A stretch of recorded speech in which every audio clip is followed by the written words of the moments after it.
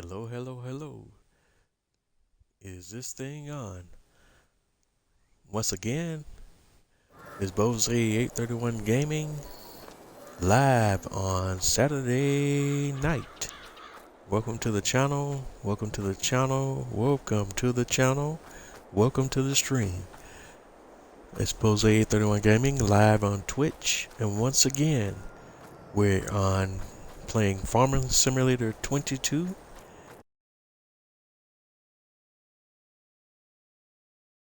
Series on that particular map. And we're just jumping right in, picking up from where we left off on the last live stream. I don't really per se plan this stuff out, so we're always just kind of playing it by ear. So let's see. Trying to remember what we were doing when we last jumped off. And pardon the interruption there. Off to an inauspicious start. We had just finished what particular activity? Uh,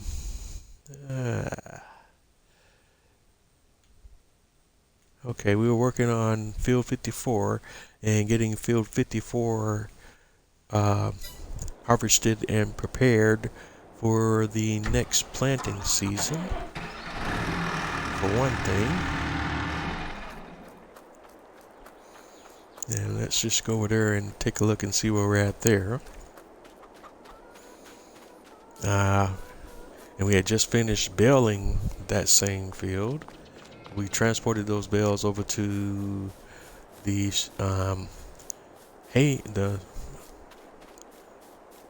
the barn and got the bales all stacked and aligned properly and went through that whole fun process. And I think other than that, we're all good to go.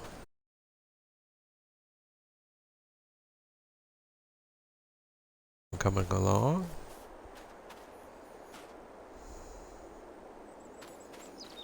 We have field 54 has also been lined.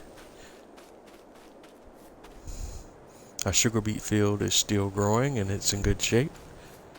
I think we're done with everything that we needed to get taken care of today. Let me just take a peek at my horses to make sure that we have them, as well as my other livestock, and make sure we have them taken care of.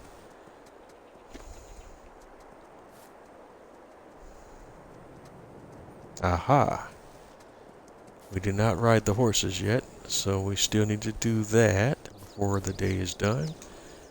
So let's just go ahead and get that activity handled real quick. And then once we finish riding horses, I think we'll be done with everything that we need to take care of today. And we could move on to the next day. And just while I'm riding the horses, I don't, on this particular series or on my channel and everything, I don't do a whole lot of Farming Simulator community type updates and things. I kind of leave that more to the more professional YouTubers and different guys out there, but I do touch on some of the more major stuff here and there. And in that vein, one of the things that is going on this week is we have the FarmCon convention that's going on in Germany right now, and at the I believe it's being held in the convention center in Germany. I forget what's the name of the facility, but I think it's all stuff taking place at or near where the Giants headquarters is located. But I may be, excuse me, my apologies. It's being held in Amsterdam. That's right, at somewhere. Yeah, I think it was Amsterdam. But anywho, there's been some news out of that, including the announcement of the next DLC, actually the next couple of DLC packs, although we had already had some news the weekend before about the Platinum expansion, which also, as part of that announcement, was part of at least one of the two DLC packs were coming out to round out all 4 packs that were being released this year. But we actually found out this week solid news about DLC pack number 3, and that's going to be a it's the Ver pack, and I hope I'm kind of pronouncing that right. But they're a company that makes a lot of different farming equipment, but this particular pack focus is going to be on baling equipment, and it will include a self-propelled baler, a mower, a bale processor, a twin rake, and another baler.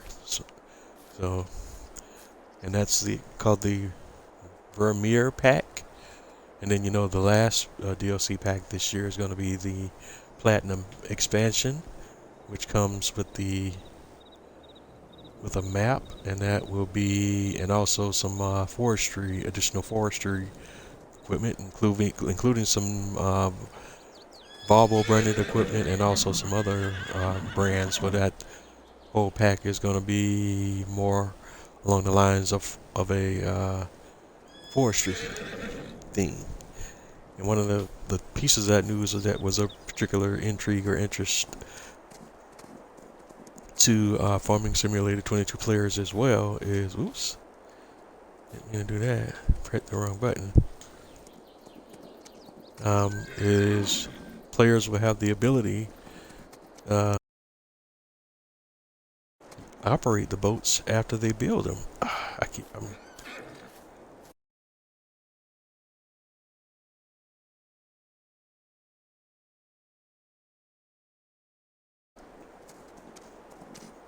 Alright, now I got on the wrong horse. What am I? Wait, that is the right key to jump, isn't it? Let's see. No, I'm hitting the wrong key. Alright, my apologies. All out of sorts here.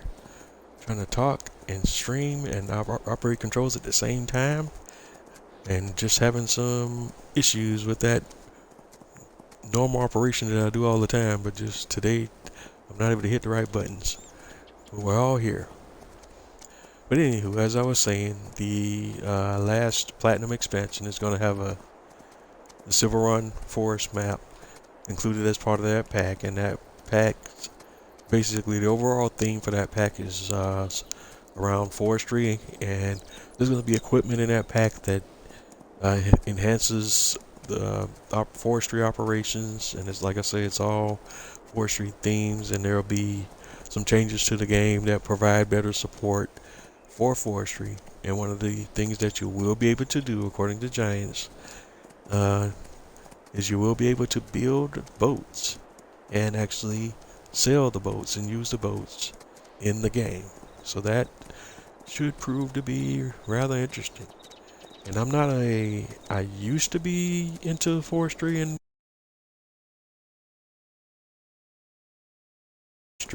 in Farming Simulator 22 because there were a lot of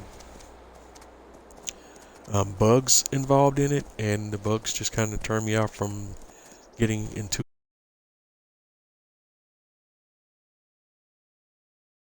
the beginning of the game. So it's kind of left me with a mindset of not trying to get into it too much in the game, but I may look at getting back into it in the future. Just right now, it just hasn't been my thing. Okay, we got Poncho taken care of. Wait a minute, was it Poncho? Yeah, Poncho's 100%. So, okay, what do you do? Spirit. Come on, Spirit. Cooperate with me. Spirit's 100%. Okay.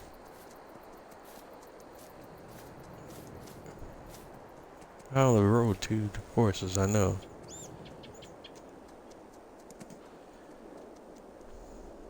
Alright, here's one.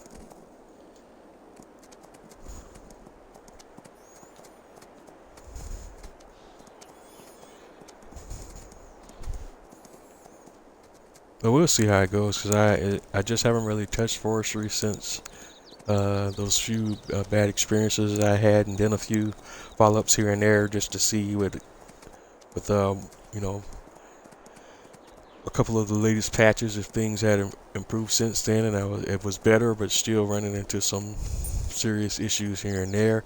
One of the biggest issues with forestry in 22 for me is this was a bug that was prevalent in 19, but it seems to have come up and even been more of an issue in 22. Was sometimes when you cut a regular tree up, and the pieces will still be too heavy to lift, and you have to cut it into even smaller and smaller pieces that are still too heavy to lift, and the next thing you know, you have a tiny wood chip that you could barely even lift. And it's just, sometimes it doesn't happen with every piece of wood, but it happens enough to where it's a very frustrating issue. And it's, given it's a bug that has kind of been prevalent through all the versions of Farming Simulator that I played, but uh, in 22 it seemed to have taken form in its worst way,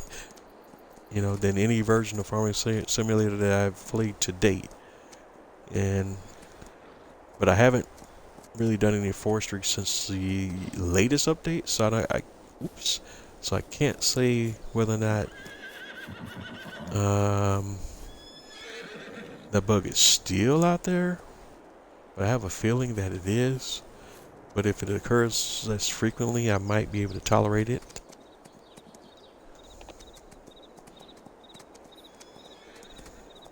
But other than that, the forestry works pretty well in the game. And I mean, there are maps out there that are forestry themed. There are players that only play Farming Simulator 22 for the forestry aspect of it. That's a whole lane of Farming Simulator in the Farming Simulator community, if you will.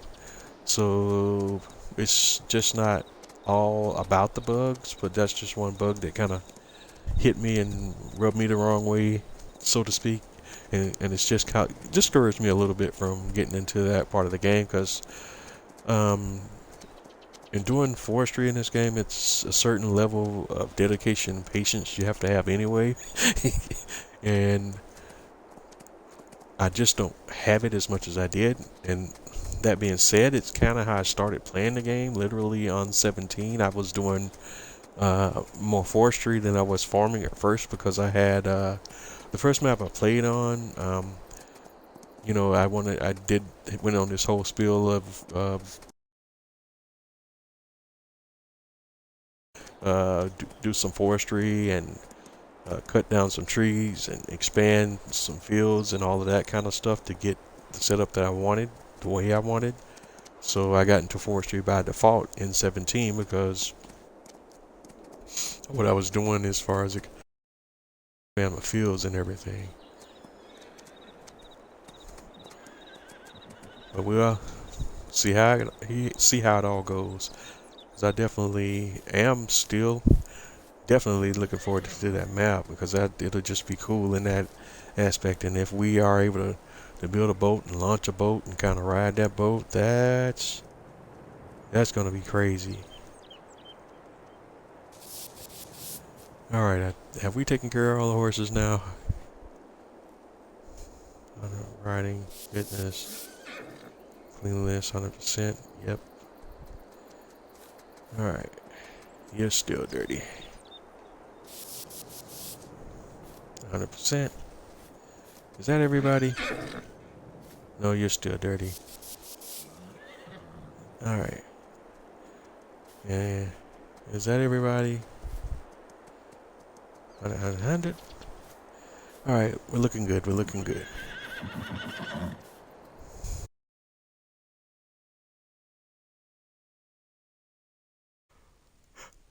So I think we can move on to the next day, and we shall do so. But before I pull the trigger, I know there think there was something else I was supposed to be looking at. But let me go. There was something else I think I was wanted. Oh, I know one of the things I wanted to get into was seeing about moving the horse stable around and seeing if I can get it in a better location and kind of smoothing out the terrain in the stable area. We'll see about if I still want to deal with that right now. I don't know if I do. Sheep seem to be happy. Alright, horses are happy. They're at 59%. The theory is once they reach 100% in their puberty level, we should have offspring. I wanted to see if that actually is the case, so I'm raising these 4 guys until they reach puberty, and we'll see if we get some new arrivals to be born once they reach full puberty. So trying to check that out because I've never done that with the horses in 22 before. Cows already doing their thing. We're up to 180 cows now, but when they reach reproduction 100%, we should have some new baby cows. Additions to the family. Pigs, same deal. Reproduction's at 100%. We should have some new pigs. I typically sell my pigs at 10 months. So we'll see how that goes. And let's go take a peek at our production chains and see if there are any issues or concerns to deal with. Sunflower is still a no-go. We need to probably look at getting some more fields and getting our production of sunflower, canola, and even olive oil to a certain degree. Vineyards take a lot more attention, and I don't know if I want to get too heavy into that because it's all stuff you have to do manually, and so I don't know if I'll do another vineyard outside of the grape one that I already have. Alright, sugarcane is kind of stopped up right now, but we understand why, because that's due to our productions are not pulling enough sugar to keep that going all the time, so that has a backlog, so I don't need to create any more sugar. Same issue with the strawberries because I have products that use strawberries in the production, but not enough of them to keep these chains from not having a backlog. And I only have one greenhouse I think that's producing strawberries to feed my production chains. I think the other ones are going into being sold if I'm not mistaken. Yeah, there's this I have one greenhouse that's producing strawberries here, but it's sending them to be sold, so I only have one that's feeding their production, and even that one is getting backlogged. But keeping in mind that part of that is because these are also not your base game greenhouses. These are modded greenhouses that produce strawberries at a much higher rate than your standard base game greenhouses, so that's part of why we have that issue as well. Alright, and logistics are good. Again, we know why we have the backlog with the sugar, and we know why we have the backlog with the strawberries, hence why you have the red dot there, which is basically letting you know we're out of space, storage space. Alright, oh that's right, we were looking at the whole thing about the electric charge, and I was kind of going over the vehicles in the shop, and we don't have a lot of options as far as electric vehicles go. I was looking through a few items in the shop, and here we can go. First, let's go to the vehicles. And I was looking on the miscellaneous. There was nothing there. I kind of flipped through those things.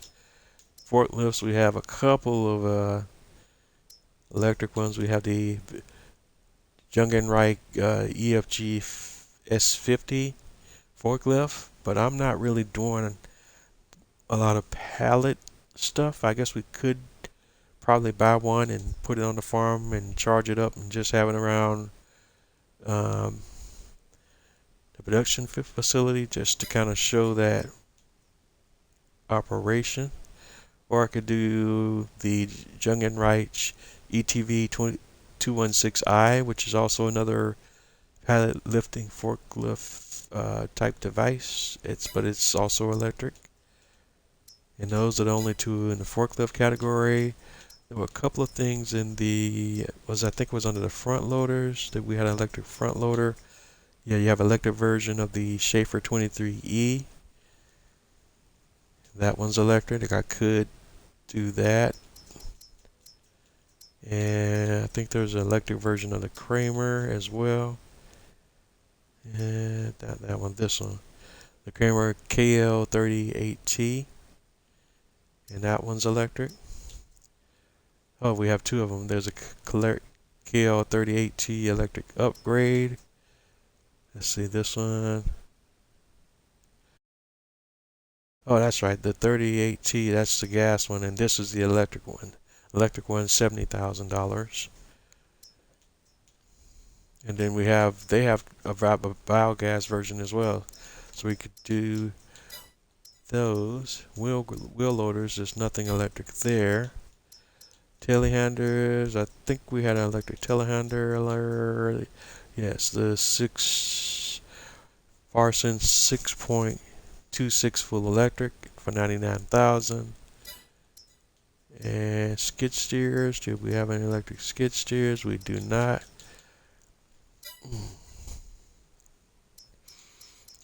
And I don't think, yeah, in tractors we do have an electric tractor. We have the SKE50 full electric, and it's only a 68 horsepower tractor, so it'll be basically no different than having a telehandler or forklift device, because with 68 horsepower you're not going to be moving a lot of stuff. So, and I think that was this one, the Landini, that's not this New Holland TK 4.80 is a methane powered machine. And I think those are all your electrics. Yeah, and I have another New Holland methane, but that's 180 horsepower modded tractor, but that runs on methane. So, and you may see me put that one in effect on the farm as well. Alright, but first I need to make up my mind which way I want to go on the electric, because I just want to see it in action. I don't know if we'll go with the tractor or a front loader.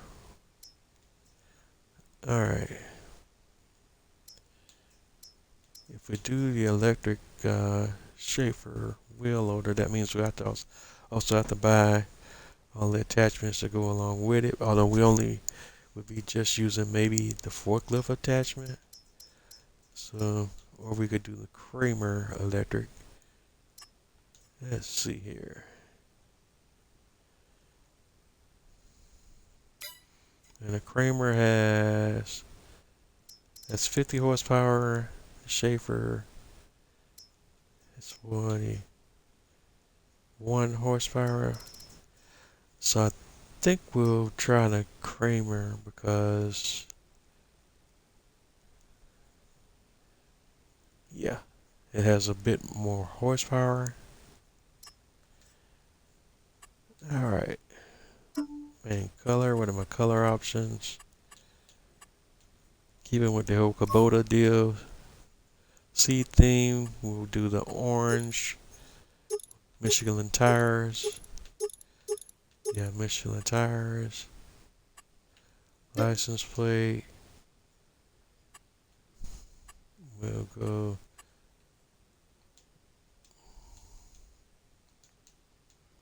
with type 2. And I don't know what number I'm on now, so we'll just go B. We'll just do it this way. Oh, S A Y 8. Oops. Let's walk that back. Oops, wrong direction. Okay.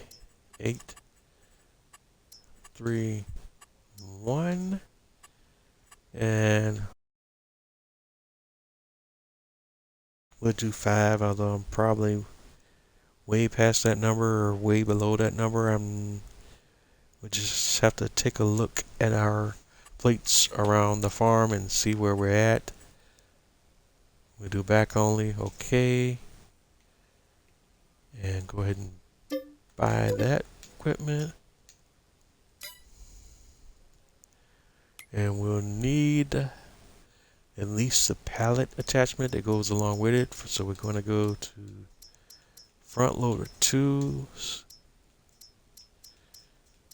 And I don't know if we'll be doing any other operations with it other than pallet operations, or do we want to get the bale kit? But actually, front loader.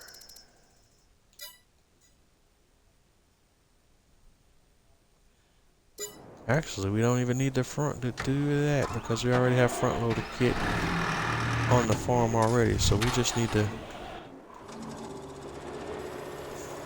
get her going and listen to her run, and we'll take her, drive her on to the farm and listen to that, the purr of that electric engine. That's the sound of saving your environment, folks.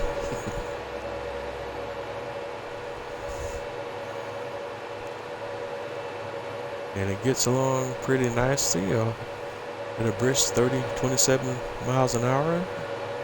So we should get to the farm in no time.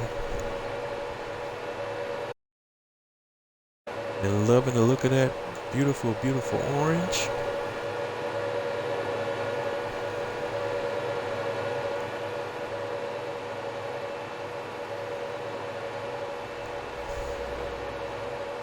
And so it already comes in the shop fully charged, so we're not going to have an opportunity to charge it up just yet. So I'm still faced with the same issue now with my electric charge of my biogas plant. That will probably max out before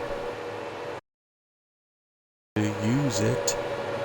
So I'm probably going to end up having to set the electric charge to sell for a little bit until the Kramer is ready to be charged up. Alright, so we're here, we're at the facility.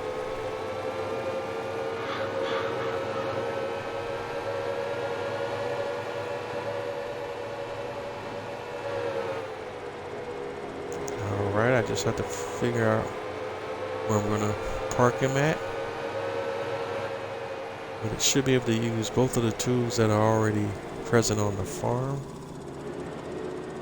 So, alright, just doing a little operational test here. Yeah, that works fine, so we're good there. I can drop that down, attach. And this should be the same deal with the bale spikes.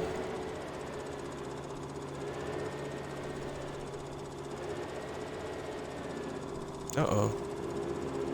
Going down here.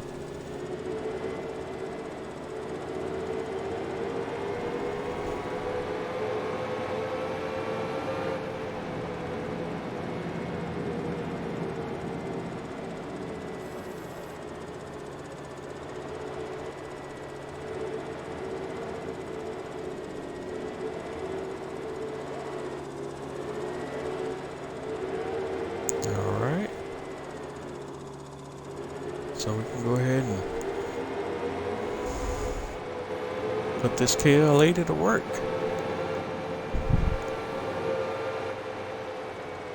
But looks like we're done for the day.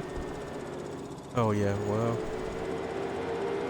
one more thing we want to do, because we're looking at the maintenance level on the bell spikes. Let's go ahead and do some maintenance on the bell spike.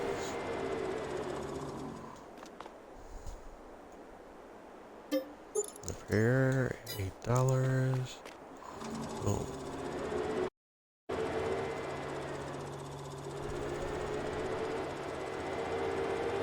And there you have it, folks. So we'll just park this over to the side.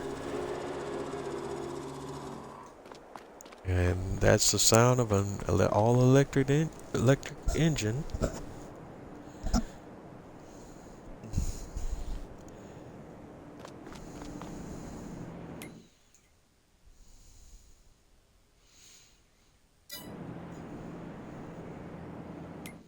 But like I was saying, we'll go ahead and switch that now to selling, and then we'll switch it back to storing once we see the charge starting to go down to a lower level with the front loader there. We probably should have purchased the front loader a lot earlier than I did. Alright, so looks like we're done with everything we're gonna get taken care of today. So let's hop over to the farmhouse.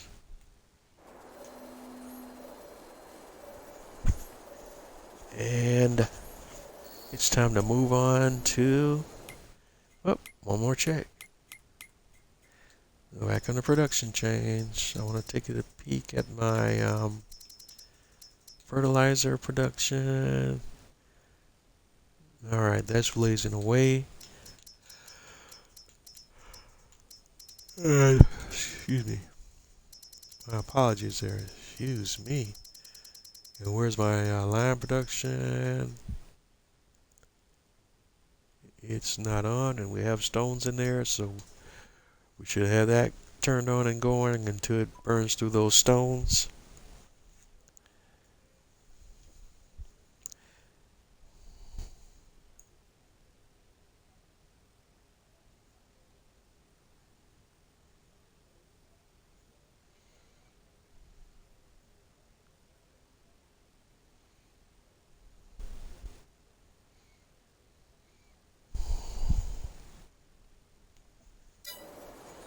Alright, so now we're ready to advance and move on to the next day.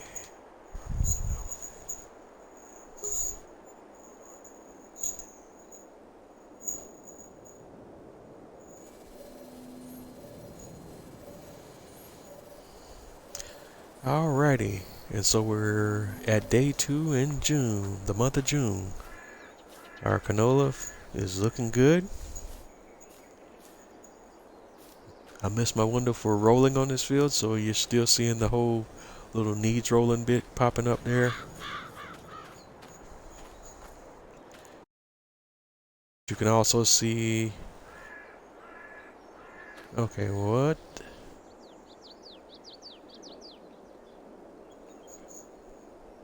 Expected yields 81%, yield potential is 89%. Not happy with that at all. These numbers should be much higher.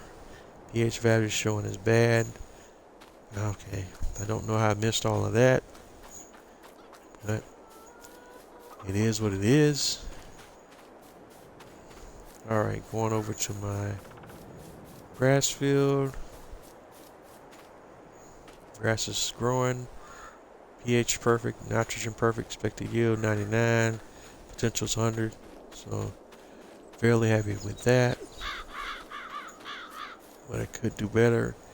Corn's growing, expected yield 122, yield potential 125. pH and nitrogen all look good. And we're just going to go through every field one by one just to kind of take a peek there at where we're at. I could do this from the main menu, but I want to look at them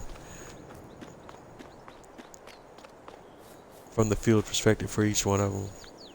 Same thing, I missed my rolling window with my wheat field, so you're still seeing that annoying needs rolling message, but at least this one's in better shape than my canola with the expected yield 113, the potential is 125.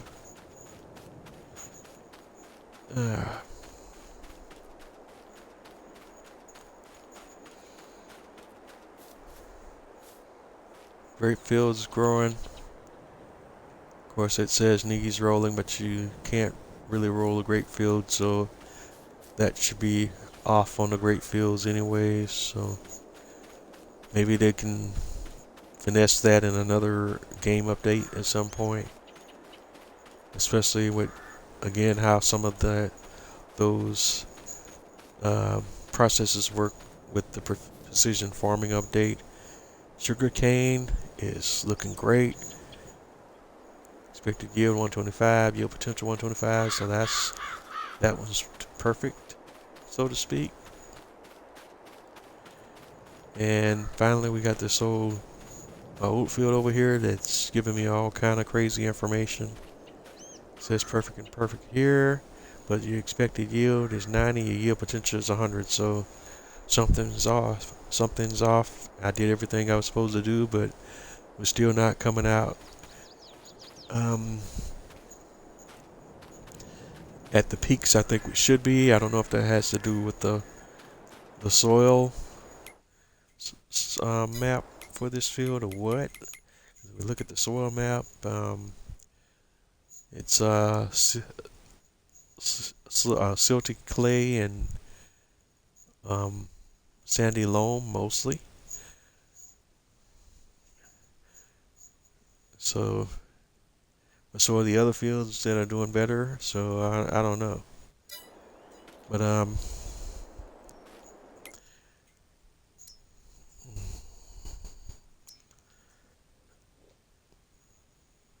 and you look at the nitrogen map, it shows this weird issue where you have this area where it's just in the yellow, and I don't know why that's showing that way. That's a bug in my humble opinion, but it is what it is. Alright, so, and let's hop over to the cow barn area, and we'll just kind of use this as a shortcut to get to my other 3 fields and see what we have over here. Once I get my line and walking in the right direction. And yeah, I could have drove my truck around and made this a little bit more of an adventurous thing, but I wanted to do it by foot just to get a feel from the ground level. Alright. So 78 and 80%. Not happy with the expected yield and yield potential of this field, but this is technically my first pass on this field, so hopefully we'll see improvement as we get into another harvest cycle, but it's still, everything looks great here for now. Alright, excuse me, field 54. That field's prepared and ready to go. We're going to put barley back down here, and we won't be able to do that until September. We'll just have to remember to keep that on the brain. Whoops, and I see I made a huge mistake already. I forgot to turn back in my leased equipment, and I also forgot to move my plow back over to my storage shed, so I have to go take care of that today. Finally, my sugar beet field's growing, looking good. pH, nitrogen, all well. Expected yield is 99 of a yield potential 100%, so that's just happy with that for the most part. Alright, so we can get to work with our daily farm operations. And let's start, as always, with feeding the chickens.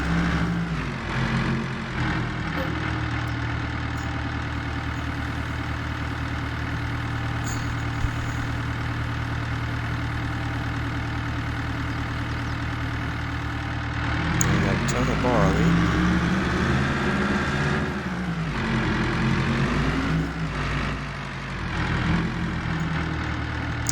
And we can feed the chickens the barley.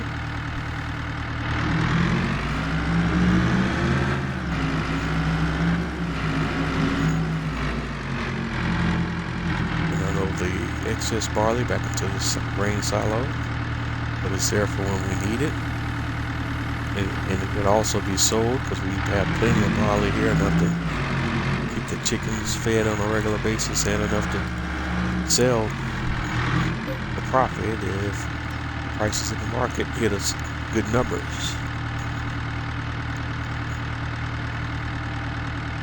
Alright. Next up is our seed for our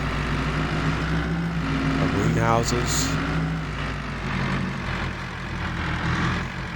And same technique as I've discussed before on previous streams. Because of the issue with knowing where the trigger location's at, we're just kind of doing some guesswork here and just kind of trying to figure out where the dump spots are. And what I try to do is do a dump in front of each set of double doors.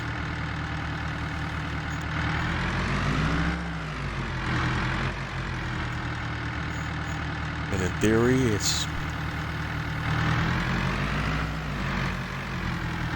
I believe that I'm hitting all of the trigger points that way. In practice, I don't always hit them all. It still serves the best purpose or way of doing this work.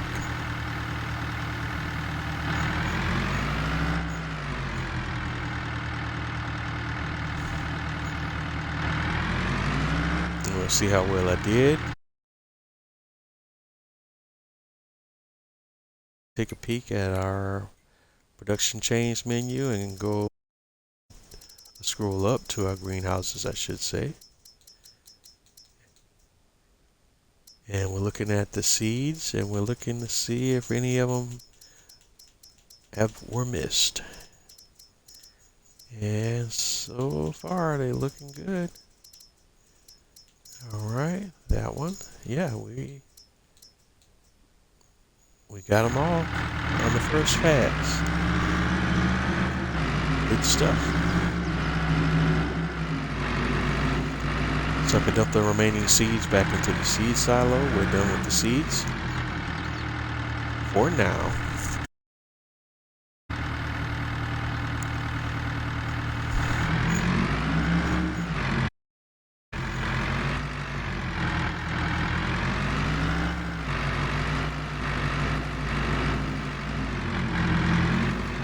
And the next thing we want to do is just go grab some manure.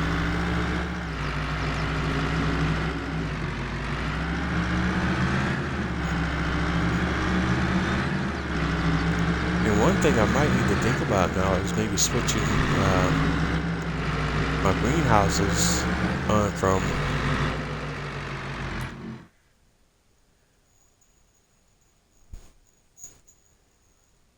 manure to fertilizer, because I'm producing enough surplus solid fertilizer from my digestate now that I could actually use that in the greenhouses if I want to. But I think I'm making more money off just selling the excess fertilizer, so maybe we don't want to do that. Alright, so we're going to grab some manure. 3,000 liters would be enough. We'll do 5,000 just for good measure.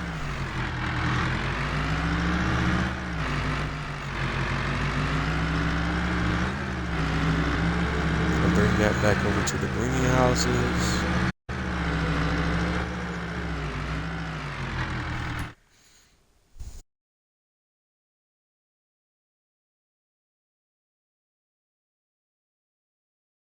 The same process that we did with the seeds, and again the idea is to try to hit every trigger point you can.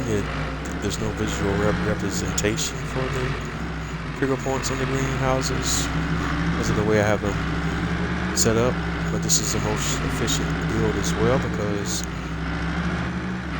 I can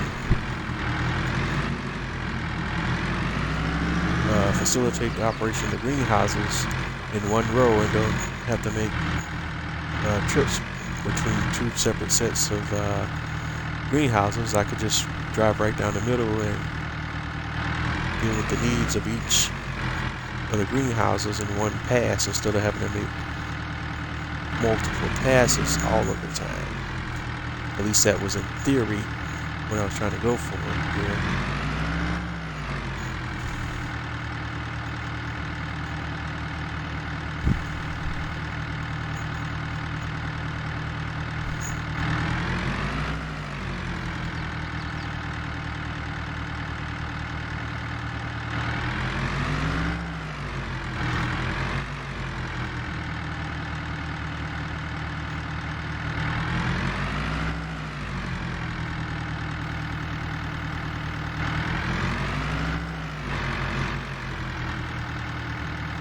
Okay, but in each either case, we're going through them one by one.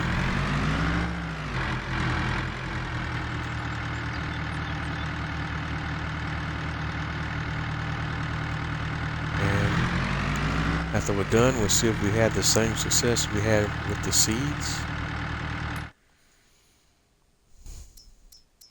So let's check them out. And this time we're looking at manure. And just scrolling through all of the greenhouses.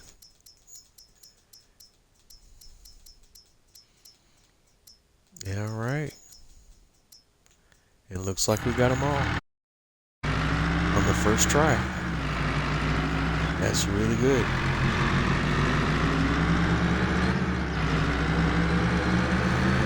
So now we can take our leftover product over to our BGA, or in this case our mini BGA.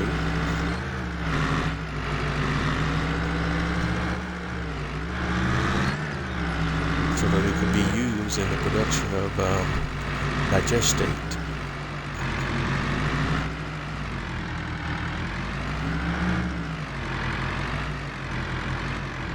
Okay, we're here.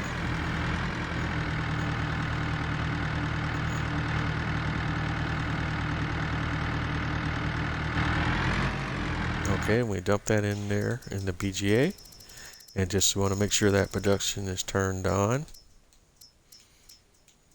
All right, and you can see you got the 4,265 liters of manure there, and we just want to make sure over on the mini BGA with refueling section, and we're looking, we have the manure highlighted, and we want to turn that on, so, or activate. So we have that activated, and you see the little blue dot over on the right side on the manure, and over on the left side we have your 4,147 liters of manure, and it's going down, but the manure will be used in the production of the outgoing products of electric charge, methane, and digestate. As you can see, now that we have the electric charge set to selling, we sold all of that, and now we're down to a much smaller number, and we're back in the green on the electric charge. In fact, we'll go ahead and set the methane to selling as well. Just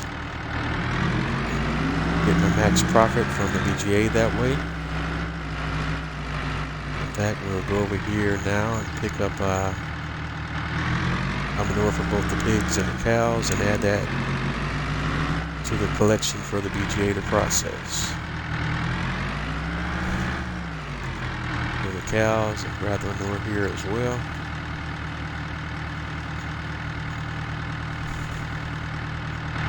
And that's additional 15,847 liters of manure that we can add to the BGA.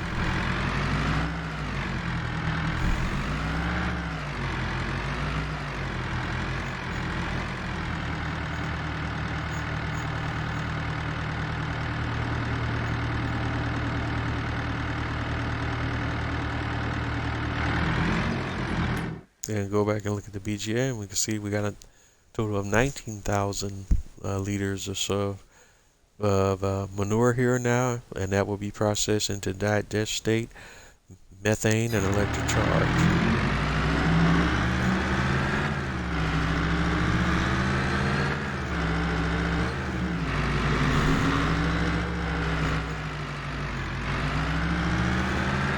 Alright, so now we can take our TLX 3500 back to the main farm.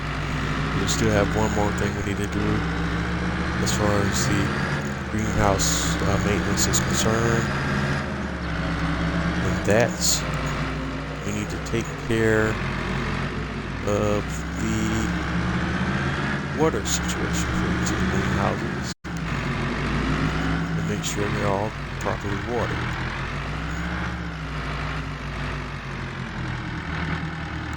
So we're gonna attach. Why is that not attaching? Attach. Alright, so we don't need the dump trailer right now.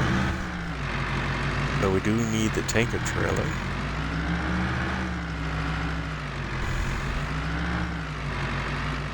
And we carefully back up in here and grab the tanker. And it's already pre-filled with water. But we'll go ahead and top that off as we pass by the water supply or fire hydrant. And we'll just go ahead and fill it all the way up.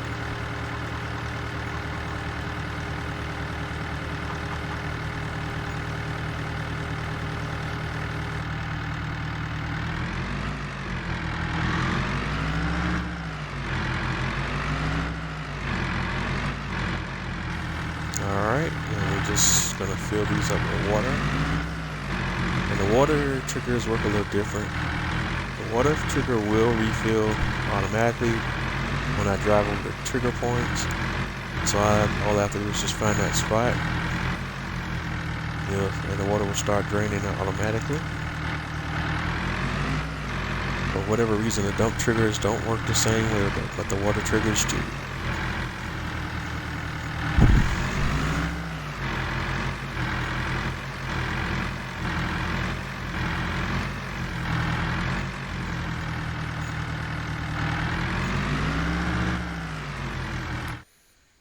And just checking my work. So we want to go back to the production change menu and back through your greenhouses, and this time we're only checking for the water. So we're checking out the water levels and just kind of scrolling through it, and they all look good.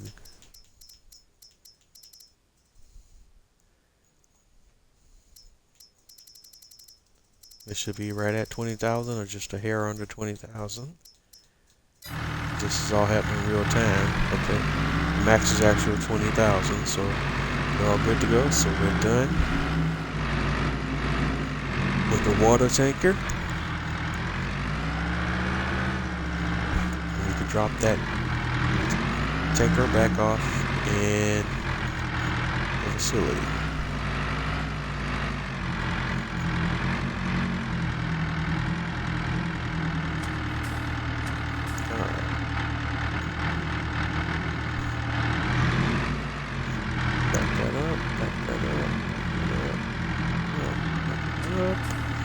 Right there.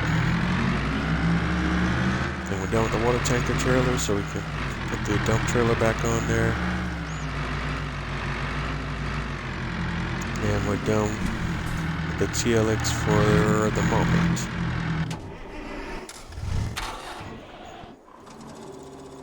So now we want to hop over here to cow barn. And let's actually put the little electric front loader into some good use. It certainly runs super quiet. Uh-oh. Victim of the crazy terrain here.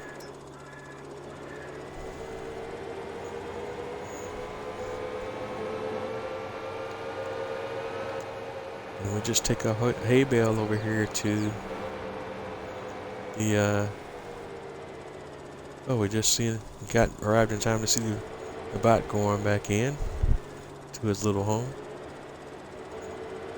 We'll drop a hay bale over here off in the hay bale section. because I know that it should need one by at this point in time by now. And you can see it took that. I was looking at the capacities. You can see the hay is at 79,784 liters. Straws at 51,093 liters. The silage is at 88,778 liters. Fuse. Well, I gotta go get the mineral feed at some point too, and just add that to the storage silo I have here. This one's going to be designated for mineral feed, and this is a multi-product silo. All right.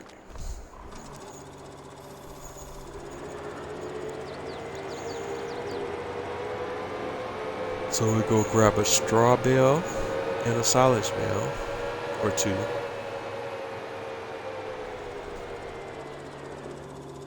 Then we'll start with a 1. So we're going to grab a straw bale.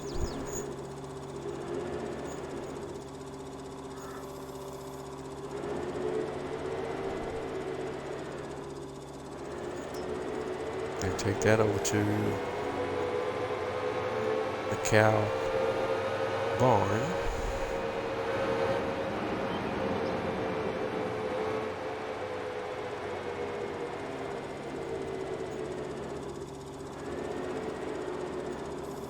Alright, kind of drop that in there, and that should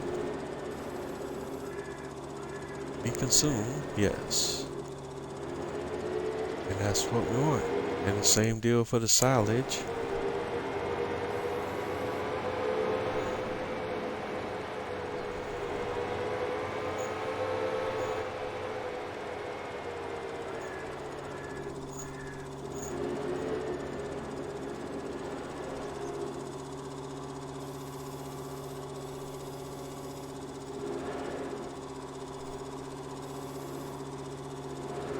Alright, so we grabbed 2 silage bales.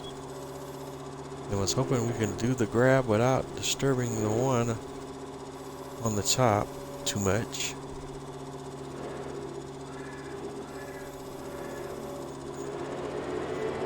Alright, so we have the 2 silage bales.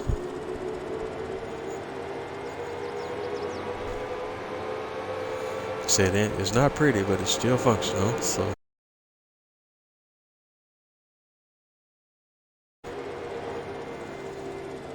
And so we drop these 2 bales off in the silage section of the facility. And it should take both of them.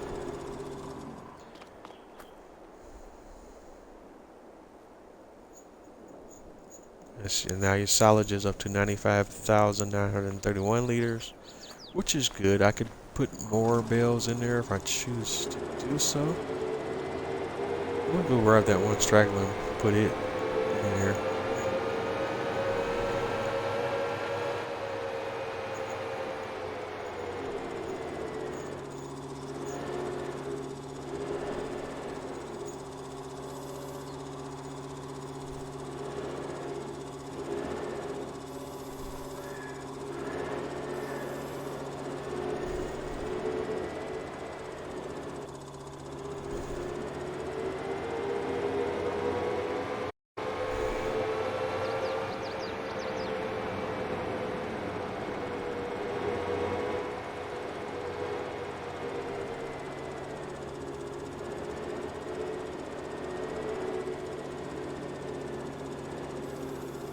Alright, and we add that silage bale. And then take a peek at what our numbers are now.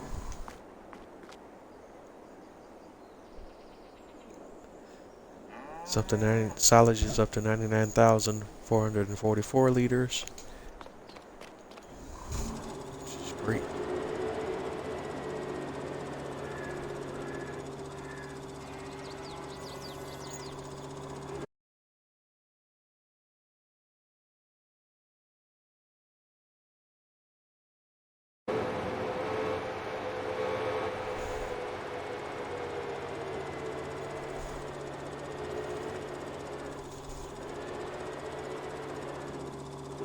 But we're kind of done with the front loader for the moment. So let's hop over to the tractor, John Deere. Although I could use the front loader for this operation as well. Go ahead and get the pigs fed, pig feed, circle around, drop it off, unload.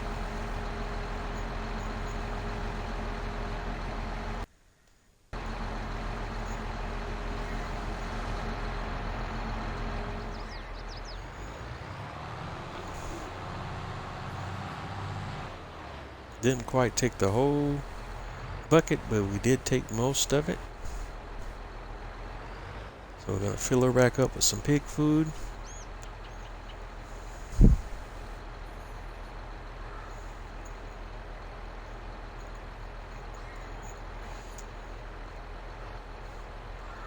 And one of the things we want to look at, possibly for a future state in the farm, is acquiring the fields to produce all the elements of the pig feed so that we can make our own pig feed. And I'll discuss more on that in just a second.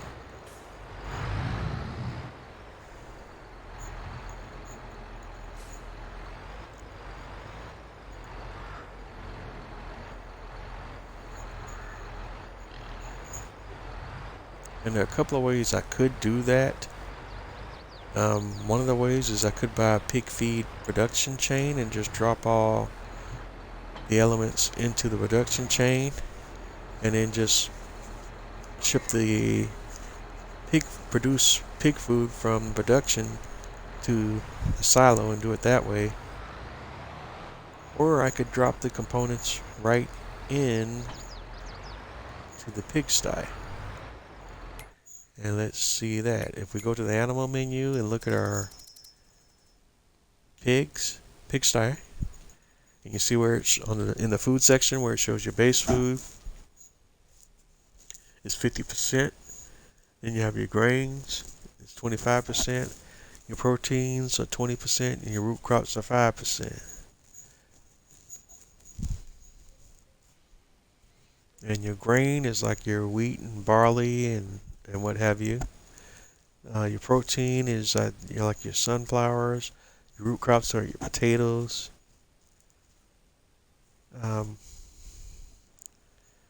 Your base food is your corn.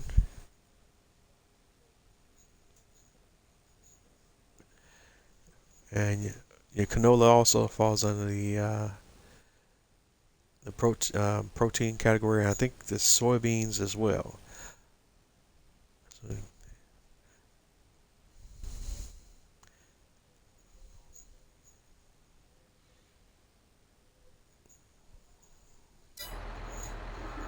all right.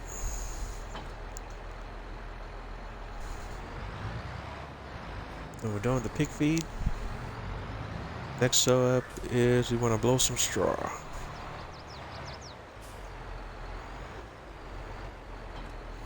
I'm going to grab the straw blower.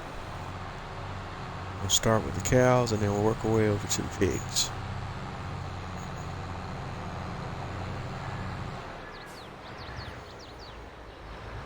And it looks like tonight's going to be one of those nights where we're doing mostly yard work and not field work. But we've done a lot of field work in the last few episodes, so it all works itself out as we go through the different processes.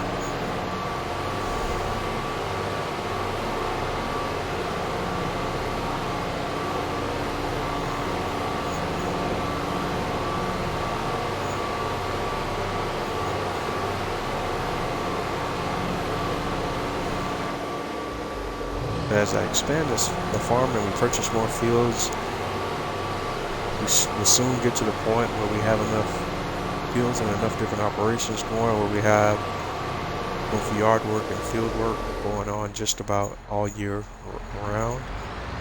Alright, so we've got all the straw we need there.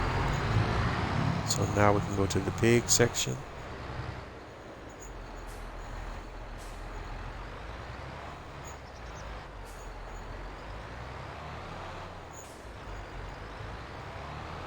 Okay, and if we can find the trigger. There we are.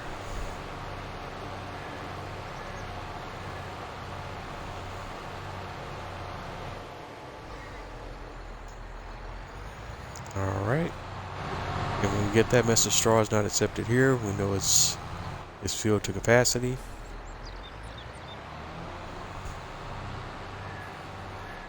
And from the looks of it, we only have 2 straw bales left in this machinery, so we might as well just add some more straw bales to the mix. So we're gonna hop back in the front loader, give it an old whirl, and grab us a couple of straw bales just for starters.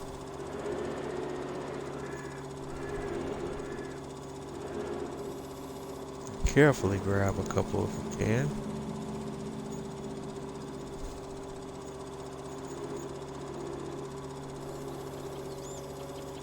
There we go.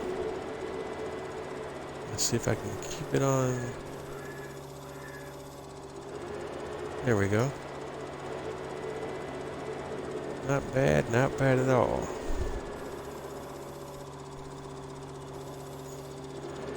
And we're going to drop those into the bucket.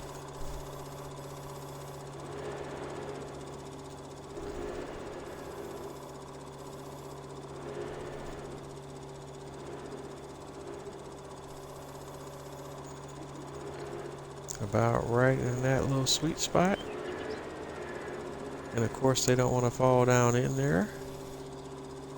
So let's hop back in the tractor and see if we can kind of have the content settle a little bit.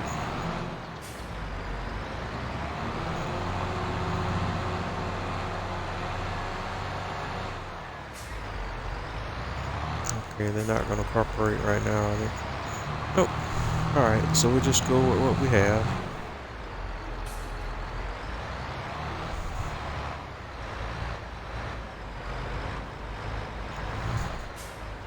And they'll be ready for when we make our next straw delivery.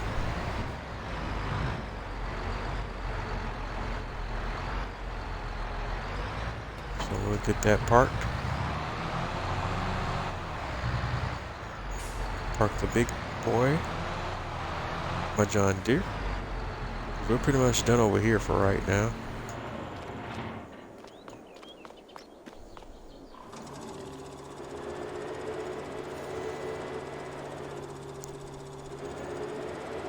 Pigs are good, cows are good. Alright.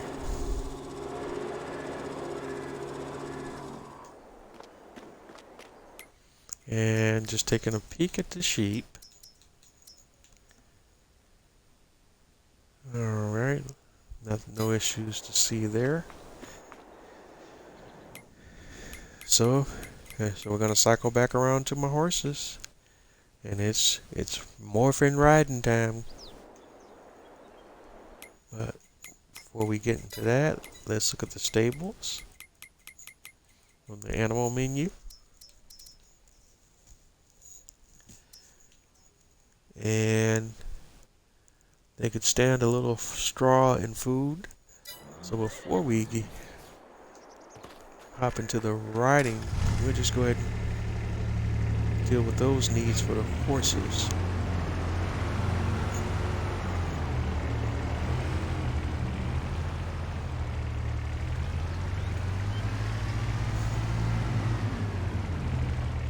But actually, we will not do that now, because one of the things we said we were going to work on was seeing if we can get this whole setup moved around a little bit and smoothing out the terrain here.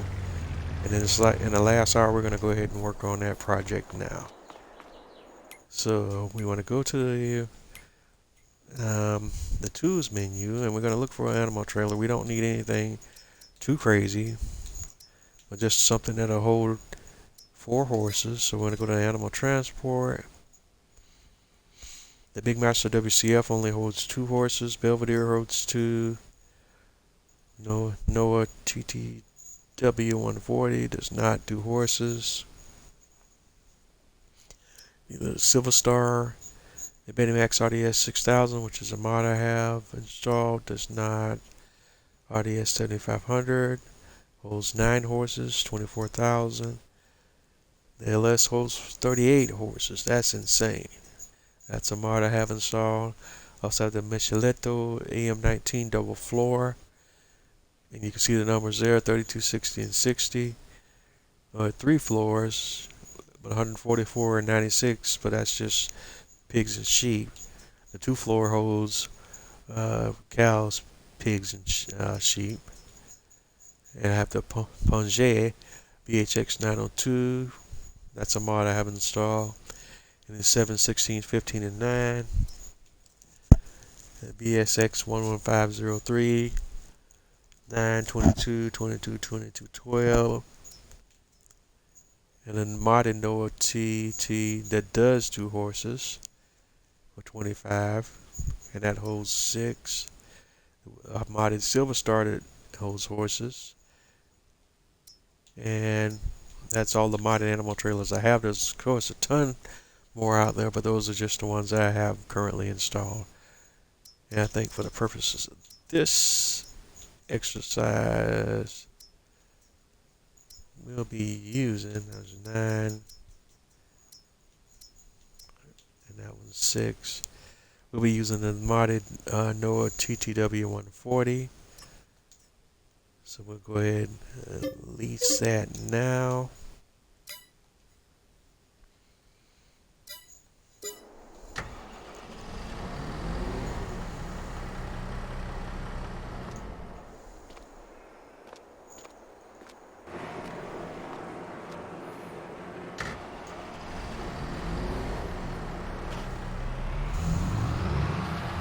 Yeah, we just need to drive to the shop and pick that trailer up. So I'll volunteer my Massey for that task.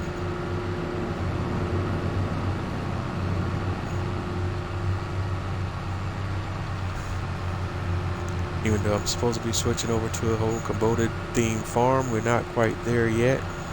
Right now I got 1 Kubota, 1 John Deere, and 1 Massey.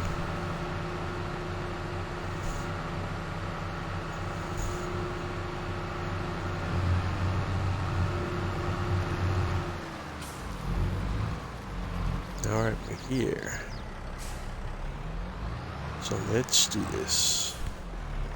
I'm gonna grab this little animal transport trailer.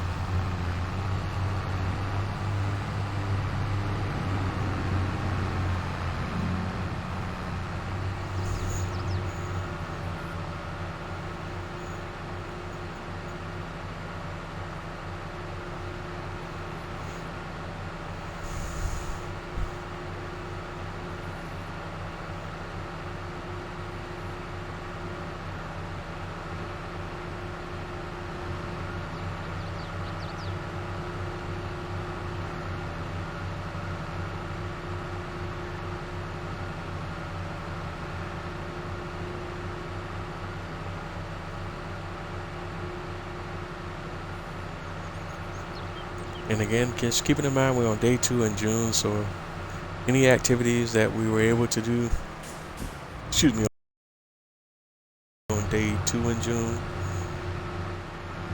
So, in other words, if there's any crops that would cycle into another stage, they're not going to do so until we roll into another month. So, whatever state they're in, we're in on day 1 in June, they're going to be on in that same state or cycle in day 2 on June, because we're still in the same month. We're just on a different day in the month. Alright, so we're here at the horse stable. We want to go to the animal load and unload point. That's the little area you see with the little paw print. And you wait until you get the little open animal dialog thing, and we'll hit the key.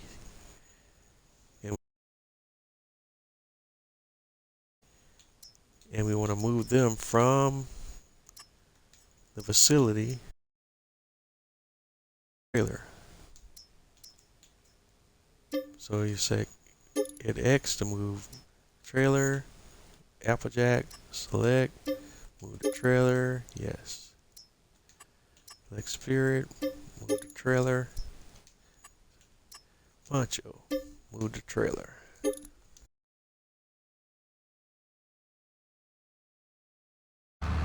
And we just want to move them out of the way so we can get over here and do the work we need to do. And that's we don't have a means to unload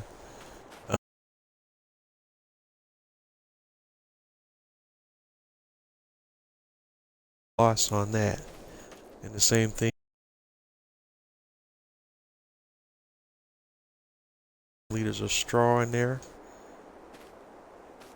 And we're going to lose that momentarily. Alright, let me get my avatar out of the way. Alright, so we're going to go into the build menu. And first of all, we'll go ahead and sell a silo, the bulk silo. And we'll get a 7 months old, we get a $4,878 off of that. So it's not a complete loss. We do get some money back, but we're still going to take some losses there. Although it sold the crops in the process of the sale, so we did get $1,523. So it was definitely, we didn't per se lose out completely on the straw. And all right, and we're gonna sell the horse barn. Or is there a way we can pick it up to move? Let's see. Edit menu. Does it have an option to move? Right trigger we can select. Yeah, it doesn't give us the option to move in any of the controls or menu here. So we can we'll just have to sell it in order to move it. Alright, so we just sold it. Now we need to go over to landscaping.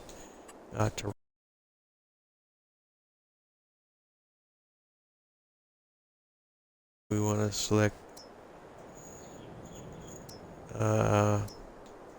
let's do soften first. We'll change the brush strength to the maximum strength. And the brush size, we're going to bring that out a little bit. And then just try to see what we can do as far as getting this whole area smooth back out. And again, this is that whole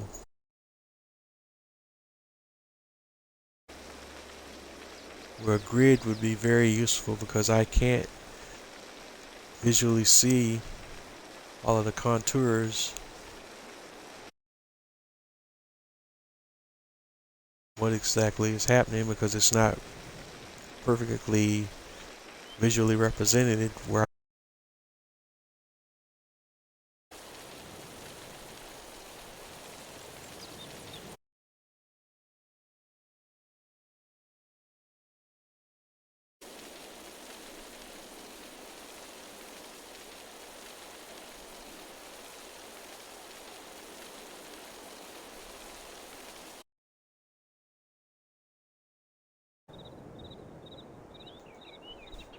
Alright, let's change the cursor shaped.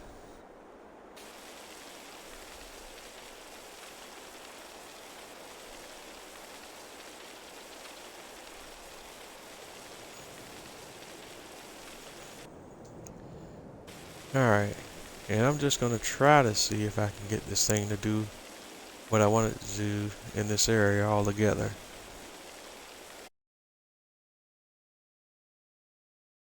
Landscaping bit. It says it's leveling, but leveling it as compared to what, I don't exactly know.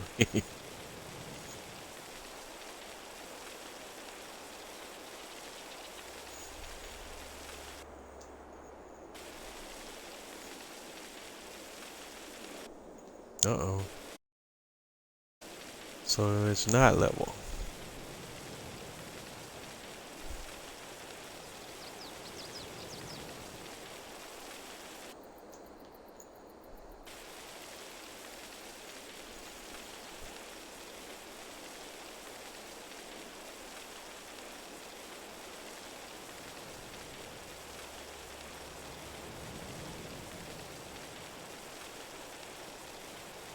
Okay, I keep going over it and it seems like it keeps... Alright. Certainly not level.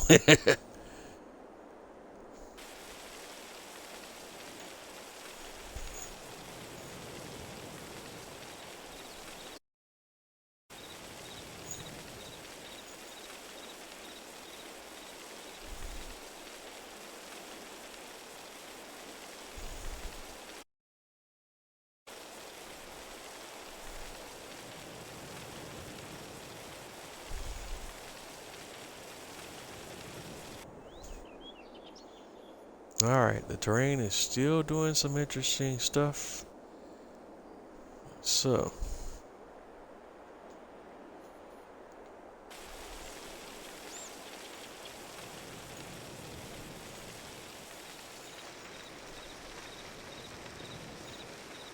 if we bring back out the softening tool,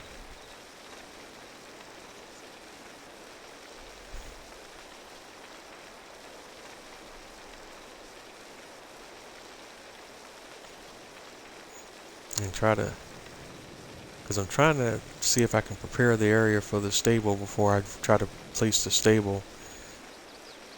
So in my running theory here is that the terrain will behave a little better if I have done prep work before we try to place it. But that's just a running theory.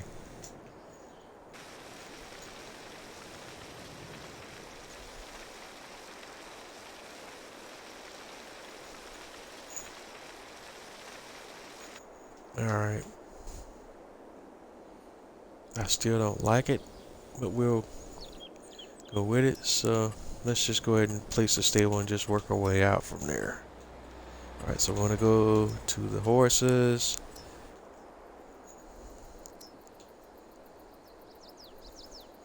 And we don't need to, we're not going to be in the horse business. That's not what we're trying to do here. So we just get the 8-horse barn.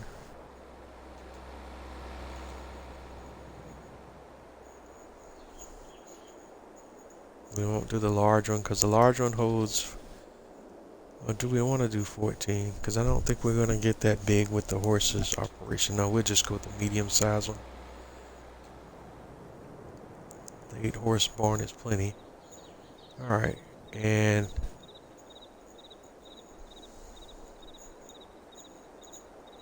this time I think we'll try to orient it a little bit differently. See if that helps with some of the issues we were encountering.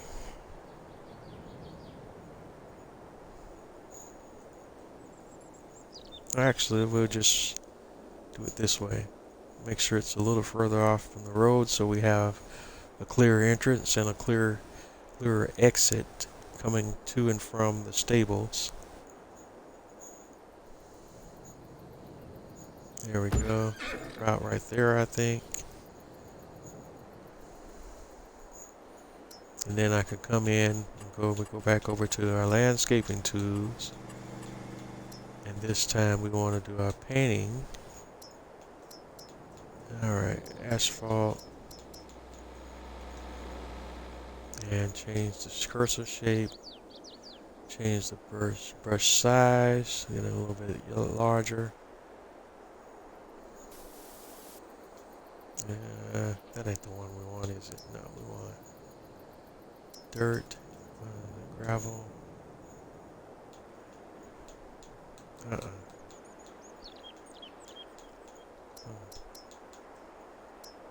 Is that dirt? Yeah, I guess it is, but the gray color dirt, huh? Change the size.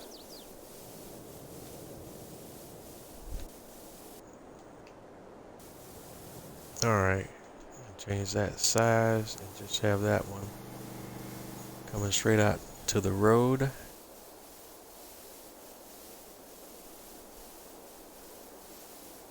And that's how we're going to come in there. Just want to paint that up all pretty. And we'll have that that entrance coming in that way. And then this same setup on the other side.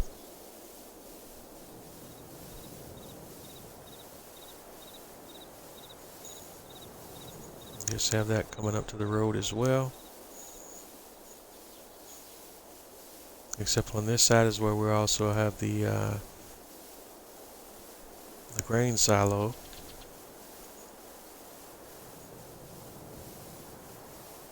And so we'll go ahead and brush that out a little bit.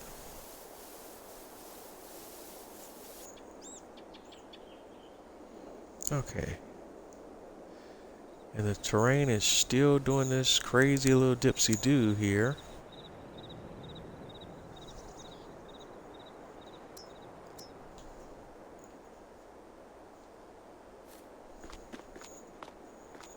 And I mean, it's an extreme dip.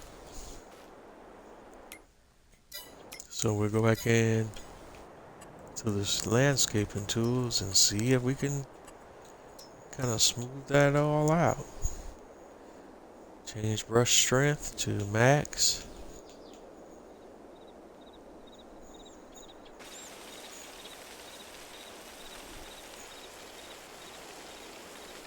Let's see if we can.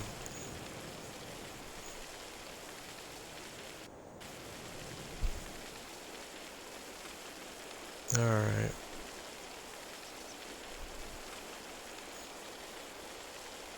You see numbers moving, but I don't see any serious changing of the terrain.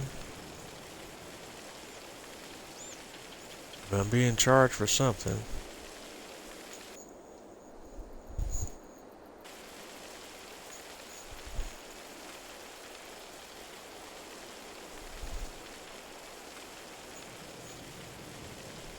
Oh, great. Good stuff, good stuff. And if we change brush size, does that have any impact on it? What's happening? Doesn't seem to be having much of an impact.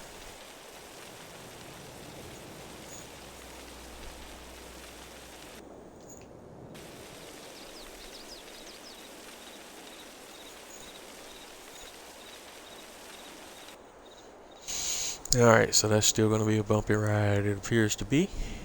Alright, so let's go on to the next thing. From that menu, we're looking at silos. I think it is. Here we go, yeah. Placeable. And this is from the placeable silo mod. We want the bulk silo. Okay, and we'll place that about in the same general area. Whoops, where did we go? That we had it before. Alright, and we fill silo, and we're looking for straw. And we're going to fill it all the way up. Bam. Alright, so that one's filled with straw.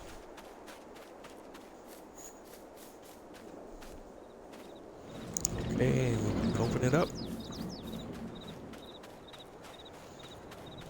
Open up both doors.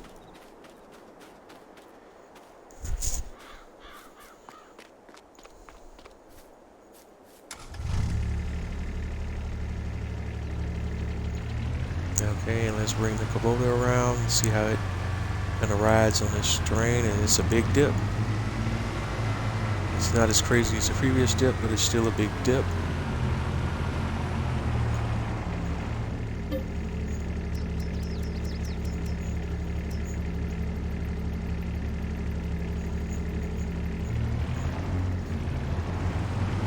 Alright, we're filling it up with straw.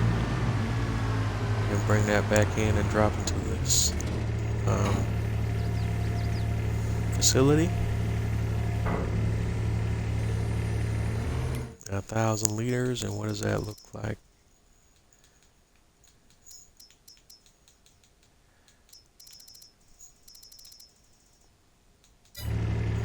Okay, that's not weird at all.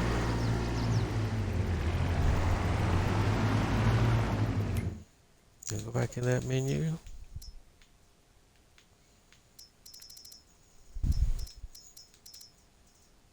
It won't scroll down to the horse barn. Why?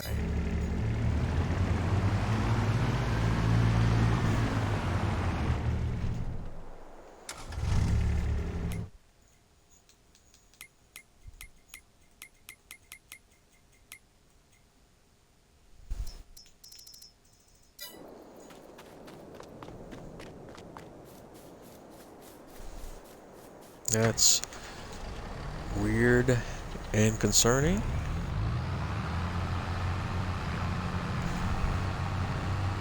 And I hope it's not a game-breaking bug that I'm encountering right now.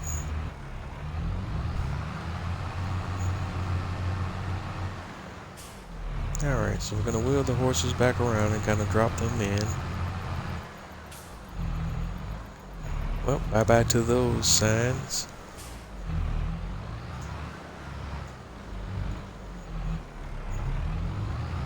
And again, this dip is still way too extreme. Don't like that at all, but I've not experienced a lot of success getting that terrain smoothed out exactly the way I wanted it.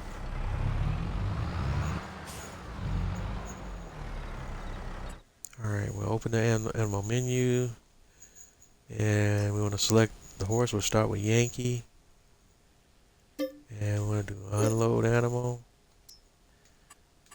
Applejack, unload animal, Spirit, unload animal, unload animal.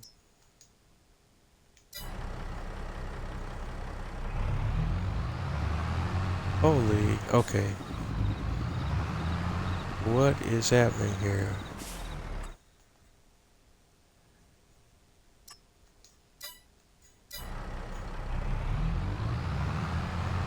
Okay.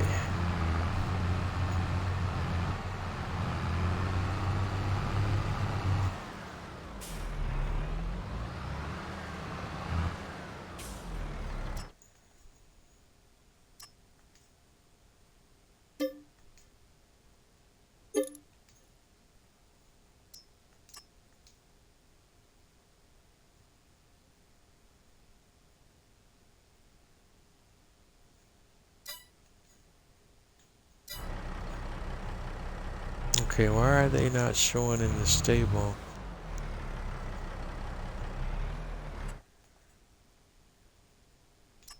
Select, unload animal.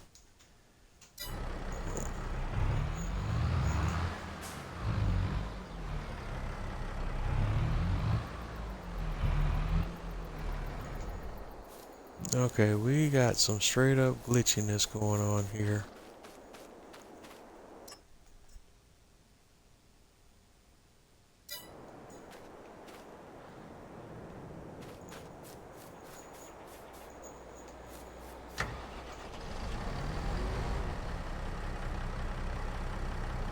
Okay, as you can see, the horses are floating in the air and outside of the stable and doing some weird stuff right now. Move the trailer. Move the trailer. Move the trailer. Move the trailer.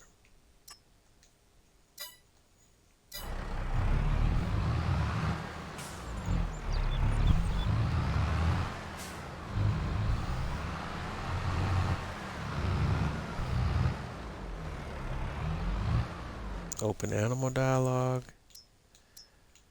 Select. Move to husbandry. Okay. There. Open animal log dialog. Move to husbandry. Select. Yes. Okay. Move to husbandry. Alright. Okay. That time it worked. That was really weird. Now if we go look at it in the game menu now, is it working? Yes. Okay, they're in there. But they have no food. So we need to get that taken care of immediately.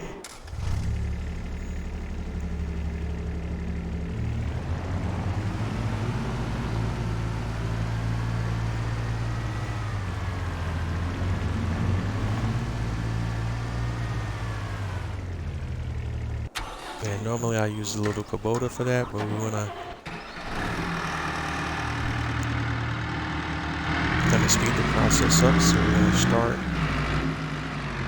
with our TLX. We have 5,000 liters of oat. We're gonna take all of that and bring that right on over.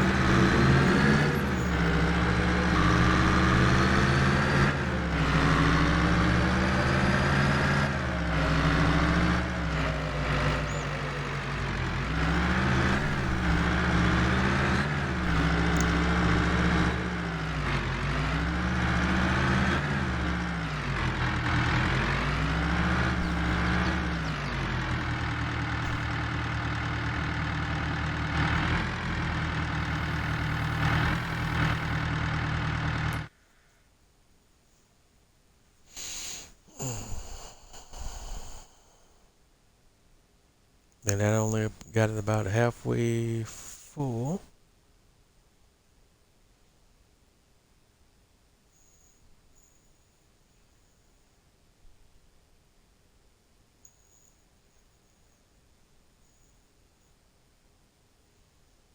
So it looks like this stable can hold about a capacity of about 11 or 12,000, and it's a 60-40 ratio hay and the base food, which could be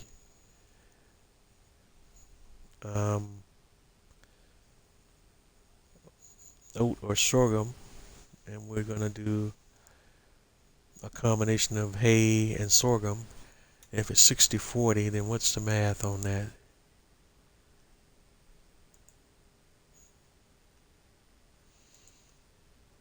If you're doing, let's say, 11,000 liters,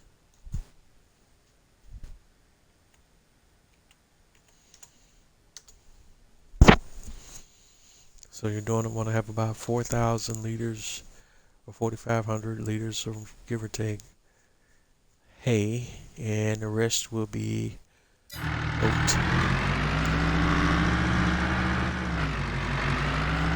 So we got a few shop trips to make.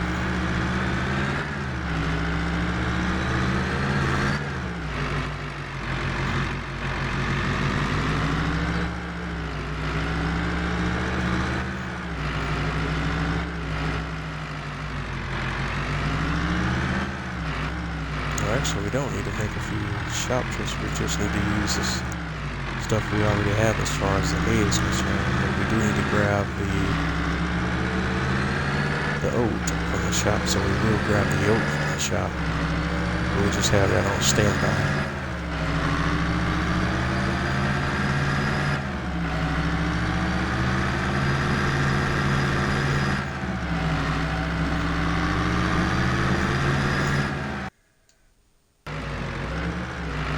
So we're at the shop,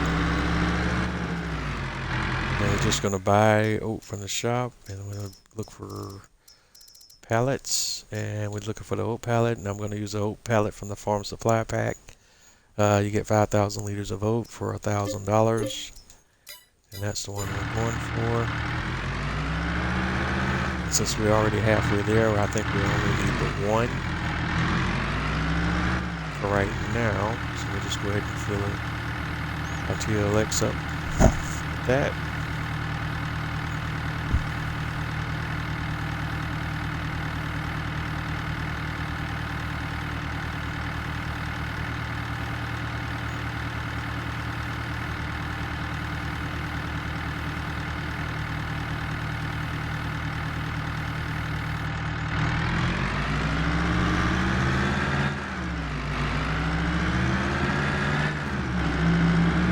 Take that back to the stable.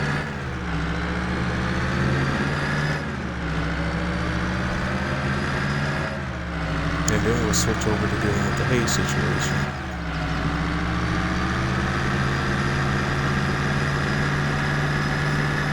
And I was thinking of buying hay from the shop, but I think we can come up with a cheaper alternative there, especially since we have a ton of hay already on a facility that we produce ourselves.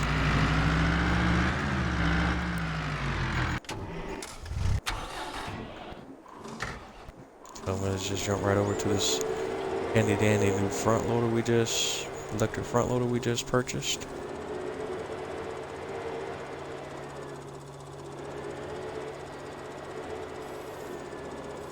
And we're gonna grab a few of our own hay bales that we've already produced. That's why I buy when we already have stuff already on the yard that we've already produced.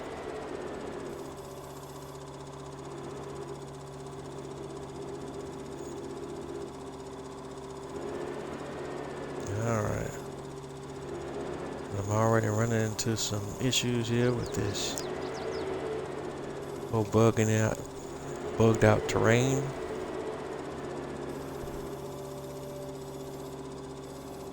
Alright. So we'll get it situated though.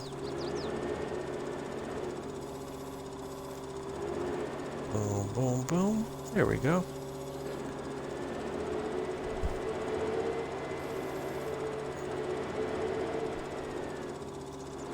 Alright, and we got 2 bales of hay. And we just wheel them over to the stables.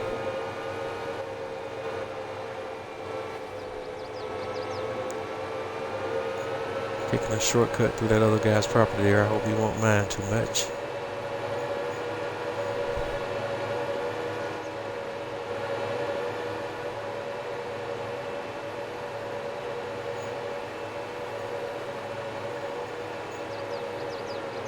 And this electrical vehicle is running super quiet. Not a lot of engine noise there.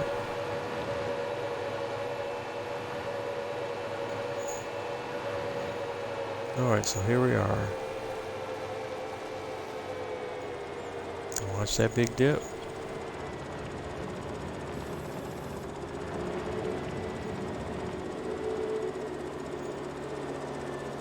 We can drop those 2 bales in and let's see how we do.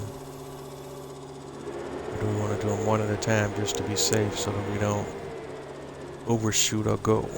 Let's do that. I don't even want to risk overshooting our goal. So we'll take one.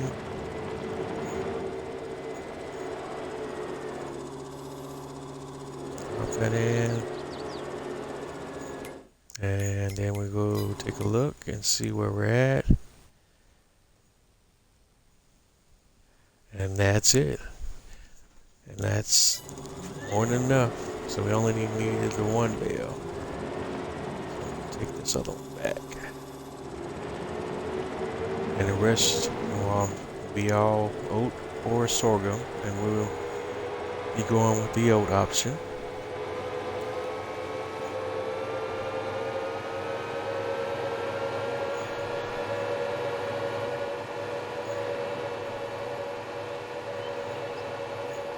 Okay.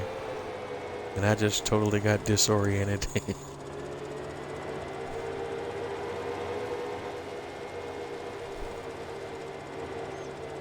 We're trying to go this way. Although that field behind me will probably soon be one of the fields added to our collection as well.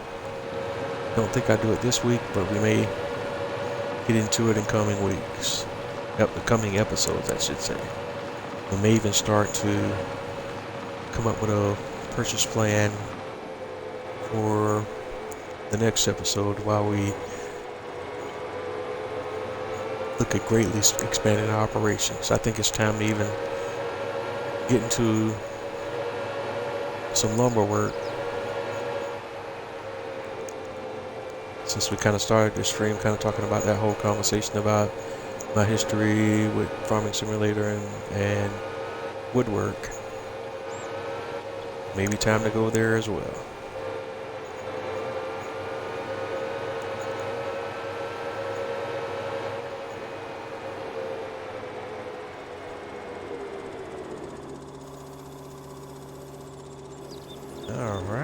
so we can drop that hay bale back off and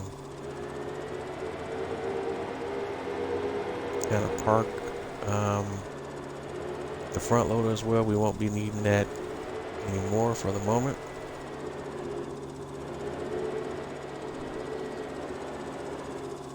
Thank you for your support. Alright, we're done with the animal trailer, so we can go ahead and turn that back in. We won't be transporting any more horses today.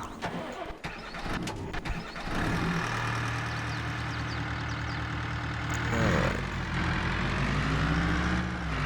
Now we can go ahead and dump our load of oat into the silo. And that should take us where we want to be.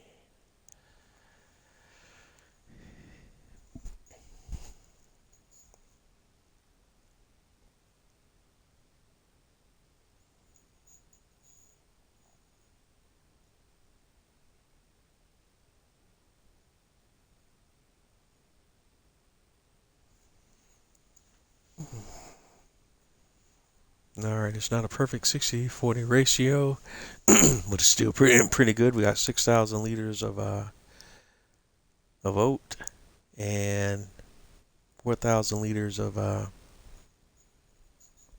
hay, so we're way over on the hay.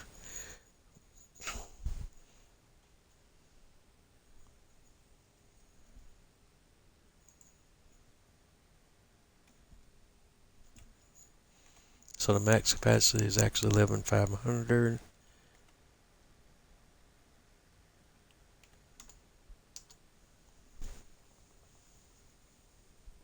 So we're not really that far over though, because it's only, that would be about 4,600 actually out of 11,500 for the 40%. I don't know why the bars are showing it's yellow then. They should be both green. Because if it's 11,500 max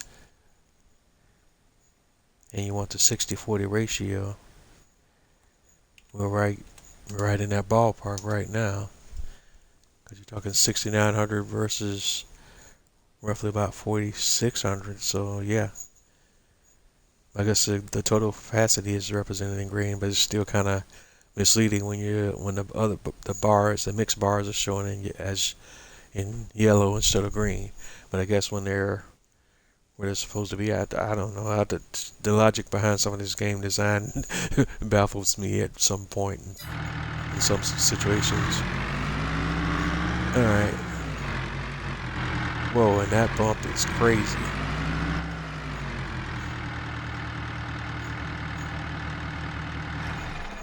Alright.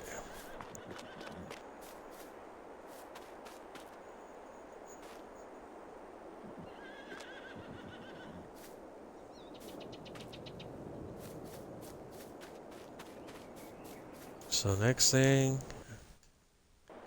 we want to do is we're going to hop back into a little Kubota and finish distributing our straw.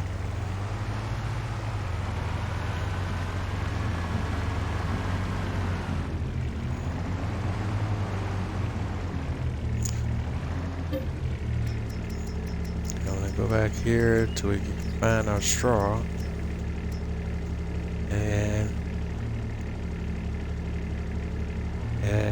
okay, and drop in another 1,000 liters of straw.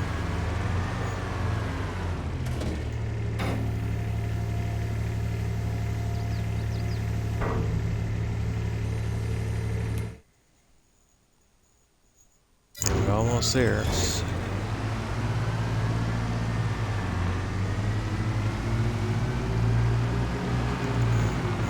Time. Alright, filling straw.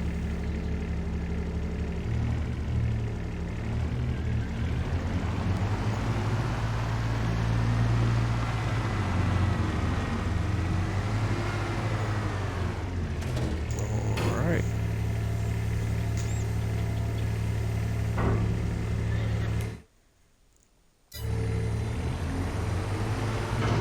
Alright, one more load ought to do it.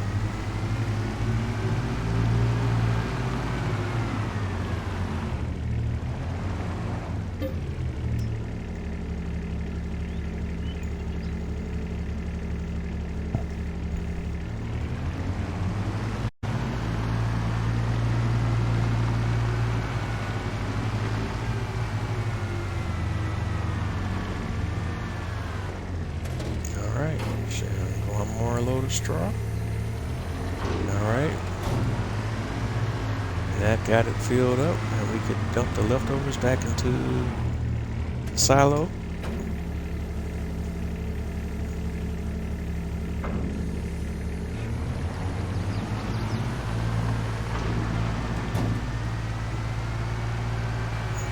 Okay, and we're blocking traffic on the other side of the road.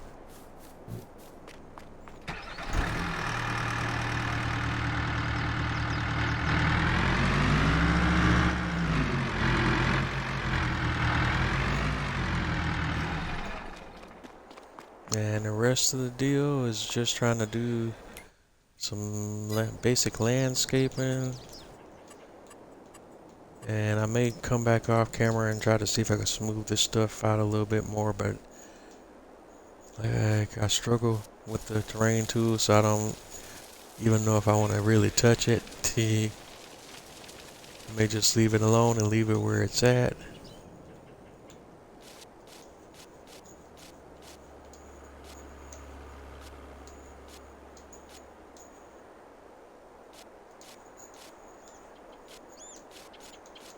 So we can go ahead and get this.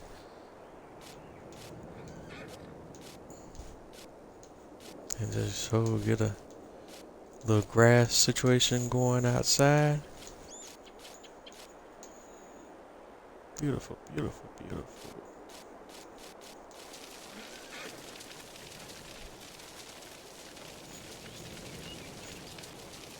And grass everywhere.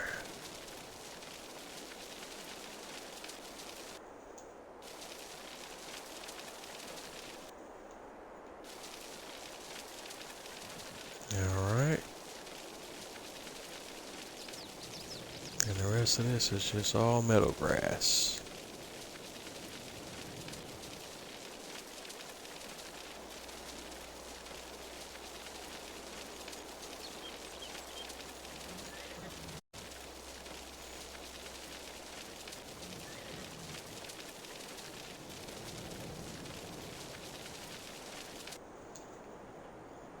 Okay, that looks good. I'm kind of satisfied with that.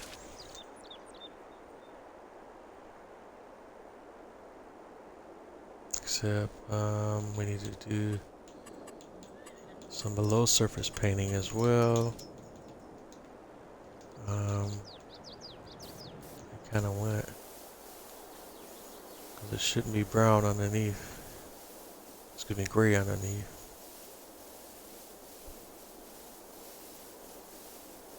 In some of these areas. I'm no Picasso here, but we'll make it work.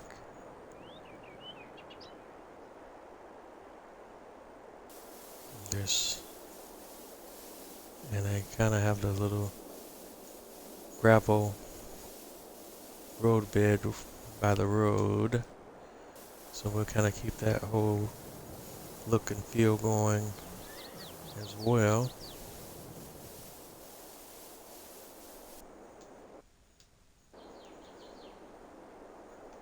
So I want to go to gravel, and whoops.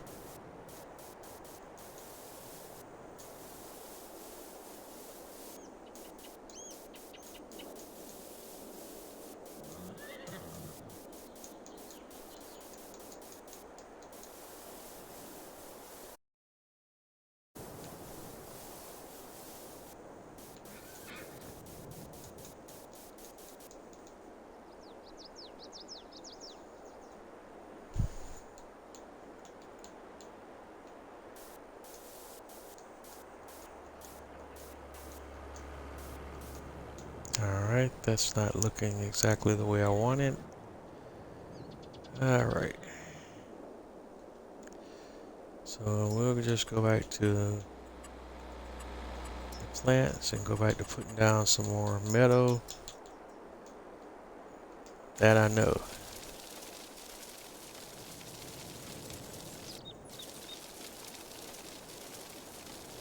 And hopefully it's not painting metal inside of the building.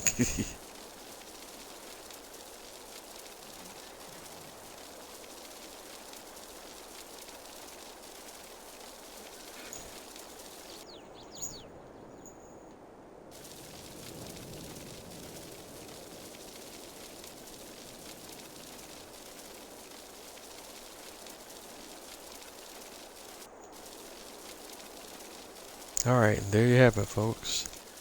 Alright, we're coming up on the end of the stream. And I just want to continue to thank you all for your support. Thanks for watching and tuning in. Please like, comment, and subscribe. Follow me on all the most popular major social media platforms. I'm on Twitter. I'm on Twitch. I'm on Instagram. I'm on YouTube. It's all Bose831 Gaming on all of those platforms. Also on Facebook, it's at Bose831 Gaming. As always, continue to like, comment, and subscribe. Let me know what you like. Let me know what you don't like. I'm here for you. Just just stay engaged and let me know what you want to see in the future. All that good stuff. And we'll pick this up when we come back in on the next episode. But this is looking really good. I'm actually kind of liking what we have here so far. I'm satisfied with it.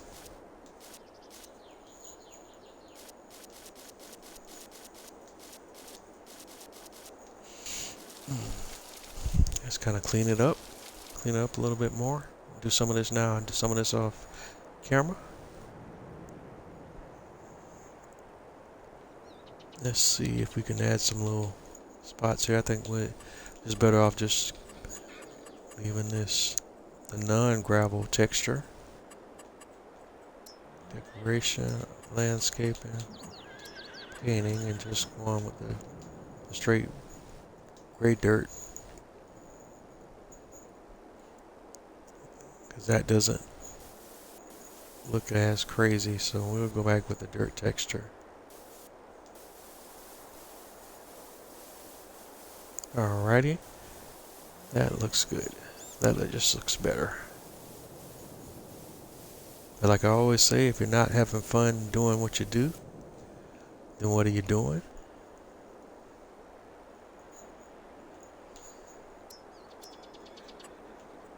Plants. Right, round texture and grass. And we'll just lay some grass over here on the other side. And kind of finish. And that'll be the finishing touch over in this area.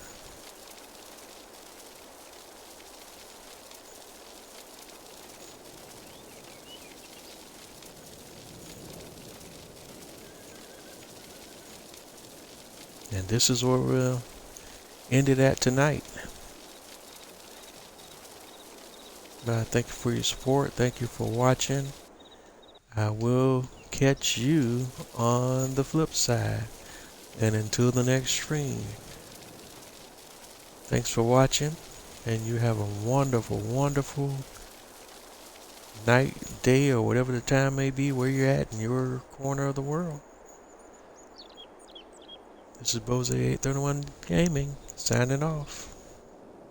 Until the next episode.